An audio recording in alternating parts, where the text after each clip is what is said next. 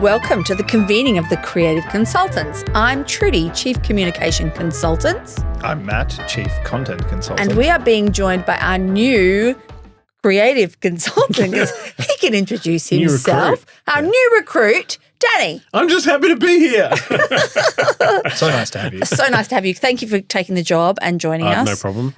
We want to dive into some of your experience a little bit more, more deeply. I've got a really important question to kick off with though. Great. What is your favourite musical? Because you brought out some cracking stuff last episode. Okay. It's like saying your favourite child. I know. My middle one is. It's so funny because I know your kids and I was like, I reckon it's the middle one. I get on easiest with her. She's not my favourite. She might not be my favourite. My favourite musical. Do you need thinking time? Totally. I'll go I actually love West Side Story as a classic. Wow. It was probably one of my first introductions to the world of musicals. And just how I love every song is different, but it all just weaves together. Wonderful. There you go. That'll do. Oh, nice answer. Okay, thanks for bursting through that curiosity fence. I just need to know if we could work together, and we can. That's a suitable answer. What could have I said that would have made it not work? Oh, yeah. Starlight Express. I loved Cats. it. Godspell. Godspell. Godspell. Yeah, Godspell. I once saw Desperately Seeking Susan the musical in London. Didn't make it past preview, funnily enough. Wow. Yeah, that was a pretty... Anyway, shall we move on to some work stuff? Yeah. Right. Last time we spoke, we heard about you, your learning and development, your vast history. We want to dive deep. One of the things that happens in the world of all of us is this sort of how do we get people to take on what we do? How do we get people? How do we sell this stuff up the chain, particularly at the moment? Yeah, right. I think there's an interesting space that we work in because I think there's a few careers and jobs and departments where people are like, I'm so glad you do what you do and you keep doing what you're doing. Good example is legal or accounting. Just keep doing what you're doing and we'll be happy. There's a few departments and areas of business where everyone goes, I could do that. Yes. Or they think they can or they believe they can. It's marketing. Everyone's got an idea about what we should and shouldn't do, and I've got an idea for a strapline and da-da-da-da. And the other one is learning and development. I know what training should be. I've done training before. I've been to training before. I know what you should do. Here's how, because you often end up with stakeholders that are like, this is how you should roll this out. We need a one-day workshop, not here's the learning outcome and it's like, I think everybody believes that they could have a say in that.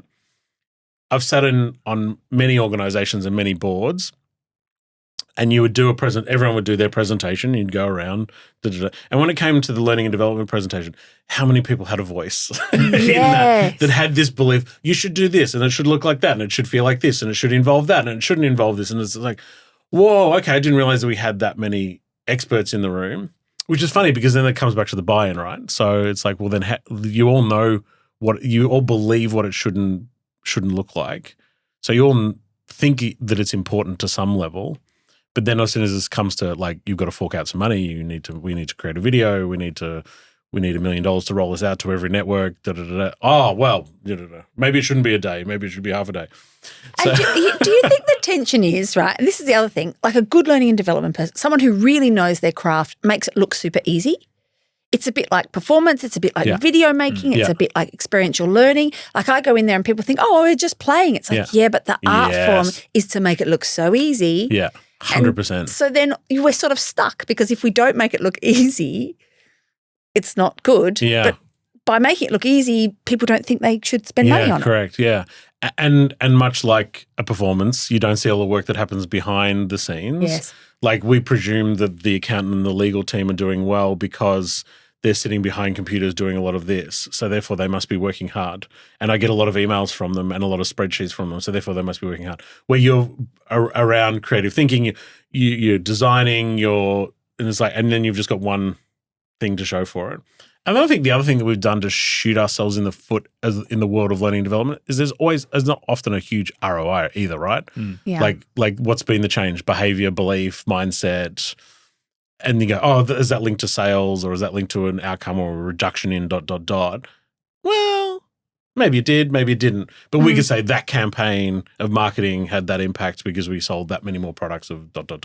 So I think it's often our ROI, which I don't think anybody's cracked in the world of L&D yet. Because so often it's talked about like we're going to invest in our people, right? And the idea of investment is that it compounds over a longer period of time. But I think because of all of those other areas of, like marketing, you said you can look very directly. We got X many leads and converted this much money and whatever. Yeah. It's so much harder to quantify at the end of it. I think too, like we often deal in engagement and it's kind of like, well, cool, you can engage people, but like what's the end point of that if you can't measure it? And so it's really hard. And I think sometimes it's like I often feel very sorry for people that have to deal with stakeholders that intrinsically don't believe in education. I reckon that's a really hard battle. And I've been lucky enough to work in organizations that do and organizations that don't value education. And as soon as the budget hits and as soon as things get tight, scrap all training, scrap all travel, don't pull people out of out of their work to go and do learning, cut it all. And I have to say I've been blessed to now work with an organization where even though when times are tough in the world of where we are right now, spending's low, there's been zero cut. And in fact, we need to invest more in our people. We've got time now. We need to get them to work a bit harder. How do we do that? Through education, through learning. And just the difference in those two organizations through tough times, through team, through engagement, through return on investment, through sales, whatever it is you want to measure. Actually, isn't that joyous to be able to work with an organization where they can just intrinsically see the value of education? Yes. I don't know the answer to if you don't have leaders in your business that are not intrinsic. I do have one answer. You got to chip away at them slowly would be the only answer that I could give. Yes. And I think in terms of ROI, I think really is important to collect and gather that feedback and that experience. And I mean, probably the closest, the slippery ROI measurements. I guess that anecdotal is as close as we get. Yeah. Can I throw another buzzword in, which is culture? Right? So like, I think culturally, if there's a clear investment in training, development, education, or creating experiences that are memorable and not necessarily like everything has a hard and fast ROI outcome on it, how much do you see that idea of culture play into the buy-in from those sort of higher ups? I think it's probably that one of the greatest things that was the outcome of the pandemic was that they went, oh, people, they're really important. Yes. Oh, having them here and engaged is really important.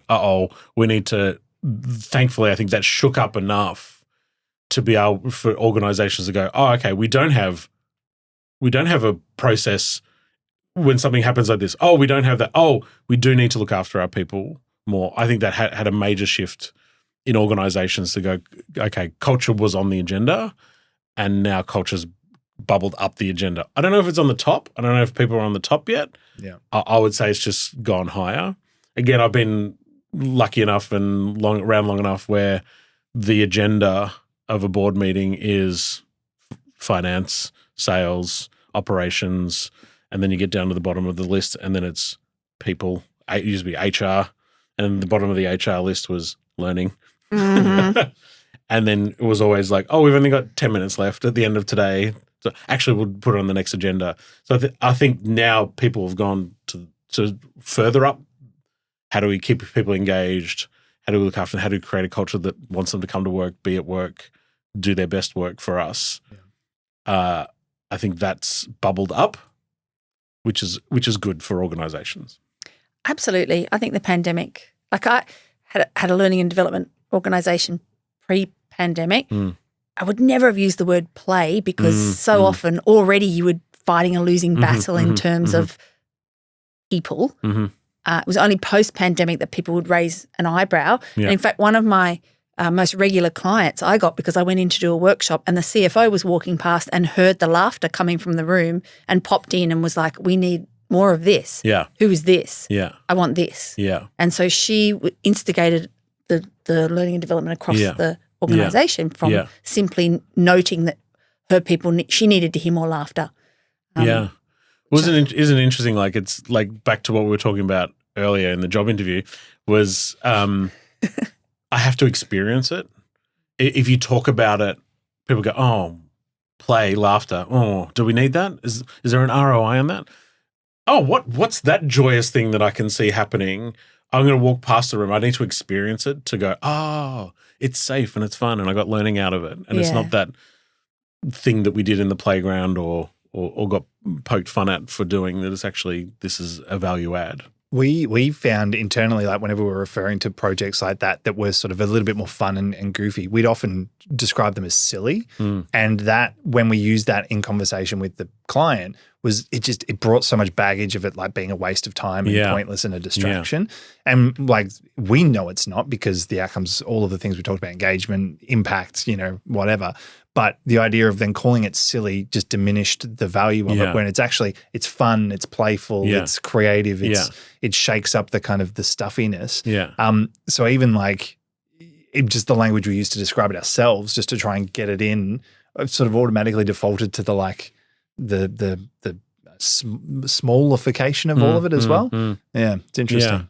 And I think there is a kind of a tectonic shift in the leaders of organizations now too. It's a different generation that's in this like, oh, actually, and nerds are pretty cool these days. We're Thank the goodness. ones, we're the ones that are changing business and AIing stuff and coding and all that sort of stuff. And I think that the revenge of the nerds has finally happened. The nerd renaissance. I think that's huge in business. I think we often in business you would get in a motivational speaker and it was either sports or war. The sports star or someone that's been in some sort of Navy, Army, war situation.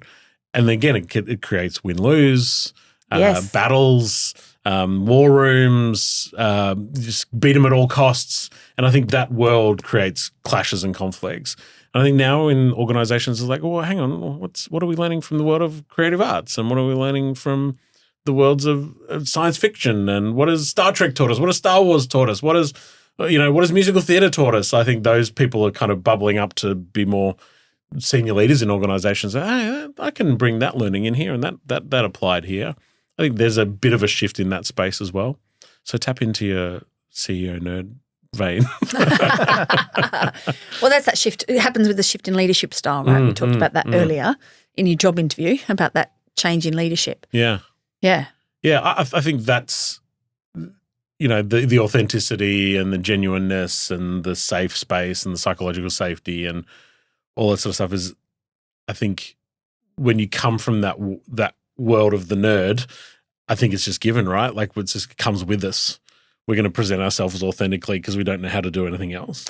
I think when you come from that world of pretending that everything's I feel good. so seen, by the way. I feel like this is like a sharing circle. Oh, this is comfortable. It's good. But if you come from a world where even if I play in a team, it's always the full forward that gets all the glory, the captain, and there's all this hierarchy, and they're usually the best at what they do. Right, so there's a lack of I think maybe there's a lack of authenticity in that space. I don't know. I'm just riffing, but clearly someone that's never played a sports team before. But I think that world often invites better than or worse than, rather than just I'm coming as I am. Yeah. I think it's such a cool way of thinking about it too. I'd love to ask you, because we've obviously got a bunch of shared experience. We work together. One of my favorite ins to kind of cracking the nut of a project or an outcome is parody and genre and sort of juxtaposing seemingly really disparate ideas and kind of through combining them, coming up with this really unique, one-of-a-kind thing. Yeah. What is it that you love about like being able to bring creative solutions to stuff? Because, it's very easy for us to kind of just lean into that. Yeah. But so many people go, wow, you're so creative. It's amazing. But I think it's just second nature. Like we want to explore those parts of the world. I think it's funny because I think some of the people that we've worked with, just giving them the experience of doing, like dressing up and having a bit of fun and doing a bit of make-believe has kind of opened their eyes to it as well. So I think there is a massive involvement that we've got CEOs to dress up in crazy outfits, and all of a sudden they're doing a bit of play acting, and this is a bit of fun, and look at me, I'm feeling a bit silly. So I think involvement of them, rather than just going, we're going to go over here and film a parody, and then you've got to love it. I think you've got to get them. You got to get them part of it. Yeah, I think that's been a key to success that I can think of. Yeah, so the buy-in up is just get them in the thing. Get them in the thing. Get them in the thing. Yeah. Get them in their Men in Black costumes. It's funny too because we deal with so many like actors and stuff as well, and they're always super professional. Whenever, as soon as you deal with like senior leaders in costumes, they're like little kids. They're like 10-year-olds running around so cheeky, taking selfies. It's fun. I think that's if I was to give one piece of advice on engaging stakeholders and getting their buy-in, is you have to do it in bit by bit by bit by bit. It's a game of chess that you're just going to move the piece from here to here, and you know that by the end of this, maybe you win the game, maybe you won't. But I just need to go, okay, I'm just going to give you this little experience. Oh, that was cool. Do you want more? And they go, hey, that was kind of fun. Maybe we should do that again. Okay, cool. I'm just going to move this piece to here. Where if you're going to lay out the whole game in front of them, like, oh, I'm not going to play that. Yeah. Too much. Yeah. So I think and I think that's probably one thing I've discovered in the last couple of years is like, this is a game of chess. Of just like, how do you go into an organization and go, I can see, I've been working in 5 or 6 different organizations. I've been a consultant and I know the answer. I know where we can get to. I know we can make this really fun. Actually, I'm just going to show you this. Yeah. Cool. And then I'm going to show you this, and then I'm going to show you that. And then you go, oh, can we have more of that? And they go, and you go, yeah, of course you can. So I think if you lay out the whole game, I think sometimes it gives it away. I think you just need to play the game of chess and just go, what's one piece that's going to just move and get people a little bit more engaged? That worked well. Great. Do that again. And then I'm going to just build on it. And then I'm just going to build on it and build on it and build on it. Like I call it boiling the frog. Boiling the frog. Whether you're boiling the frog of the participants or boiling the frog of the organization, that whole area is just a big frog cook-up. Yeah, that's it. It's the only way I like to eat my frogs, boiled. Yeah. And so with all of this, can I ask, future-wise, what do you see happening? You've got no shits to give, so you may as well give us a future prediction. What do you think will happen here? Are we going to get more creative in this highly changing world? It's interesting because I had a conversation with a colleague last night around AI. And his whole thing was that it's going to remove thinking and remove creativity and, remove the world of that. For example, his argument was animation, all of the animators are now going to be out of work because you can just say, move this person to here to there, and we don't need 3 people to do that, to draw it out. That's cool. As in, that's cool. That's cool. That's cool. They're going to lose their job. Apologies to all our termination. Danny Ginsberg thinks it's cool that AI people that AI is going to steal the jobs. So yes, it will, and I do also agree with him that AI is probably going to be the dumbification in a bunch of things, but also could both be true that also there's this amazing space and time and thinking and jobs that don't even exist yet that we don't know about. And we're going to be coaching people on how to be creative and coaching people to what are we going to put into AI that's going to give us an awesome result, and how do I give you feedback, and how do I coach you through this so that we are removing the busy work or the time-consuming work, and we're just focusing on the creative stuff. Yeah. So I think AI is going to increase the world of creativity and thinking and human connection in ways that we don't know. If you think about like Industrial Revolution was all removing the hands. I don't need to build anything. I've now got a robot to do it. This is getting rid of AI is getting rid of thought, right? Head stuff. But it's not going to get rid of heart stuff. Like it can't replicate human connection. It can't replicate creativity, connection, imagination. So if we lose tools, like robots are going to do stuff for us or machines are going to do stuff for us, we've got more time to be creative. If we've got, we do different things. So I think there's a world of it going dumbifying us and also increasing us as well. So I'd hope that let's hope that it gets to being the fun stuff. Yes. I love this. Optimistic outlook on AI I've heard ever. This was my end argument to him with, imagine a 4-day work week, and he went, you got me. It's pretty good. I was going to say, can we give him a promotion already? Let's get him in for a job interview. Yeah. Another one. Yeah. I think you're right. I think you're right. I think it's going to be the renaissance of all of us creatives. Yeah. It's going to be a great time. I love it. I feel like that's the perfect moment to end it. I feel like it is too. Danny, it's been a pleasure. I too want to first salute our AI overlords. Just wanted to say that. Look after me when I'm old. Love your robots. Danny, pleasure having you on the team. You're welcome back anytime. Thank you so much for sharing your wisdom and insights. Thank you. It's been a joy. Awesome. Where do I put my stuff in the locker? Is that? We'll have somebody see you out and give you the key pass. And everything. Awesome. Yeah, of course. Thanks for your time. Thanks for a good chat. Look, that's great. Pleasure. And how do we end this one? Done.